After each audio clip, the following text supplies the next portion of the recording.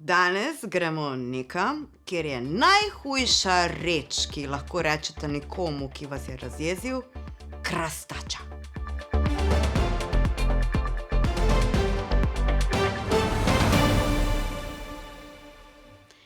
Dobrodošli v stoječih evropskih novicah.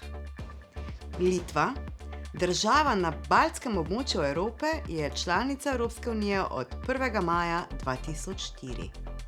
Evro kot uradno valuto so uvedli 1. januarja 2015. Litva je parlamentarna republika s predsednikom vlade in predsednikom države. Zakonodajni organ je parlament. Država je razdeljena na 60 občin z neposredno izvoljenimi župani. V Litvi živi okoli 3 milijone ljudi. Uradni jezik je litovščina, ki je eden od 2 še živih baltskih jezikov, drugi je latvijski. Litovščina je jezik, za katerega pravijo, da je starejši od grškega, latinskih, germanskih, keltskih in slovanskih jezikov, ne uporablja členov. Namesto predlogov uporabljajo končnice. Ista beseda z različnimi poudarki dobi različne pomene. Obožujejo pomanjševalnice. Kletvic pa v tem jeziku ni. Če čutijo potrebo po preklinjanju, rečejo na primer krastača. Največje in glavno mesto je Vilna. O nastanku tega mesta kroži več legend, med katerimi je najbolj znana ta, da je veliki knez Gedimin nekoč lovil v bližini reke Vilnije. Utrujen po uspešnem lovu je legel k počitku in sanjal o velikanskem železnem volku, ki stoji na hribu in zavija tako močno in glasno kot 100 volkov.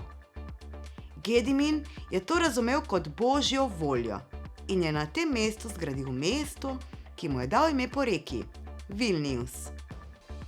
V tem mestu danes živi kar četrtina prebivalstva celotne države.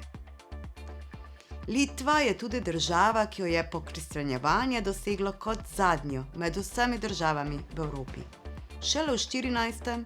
in 15. stoletju. Pred tem so Litovci verjeli v več bogov. Sonce je bil njihov ogenj, Perkunas pa je bil vsemogočni bog pravice, ki je neposlušne kaznoval s strelami z neba. Stara baltska tradicija je v Litvi še vedno živa. Ohranjajo jo z obredi, petjem in spoštovanjem narave in zemlje.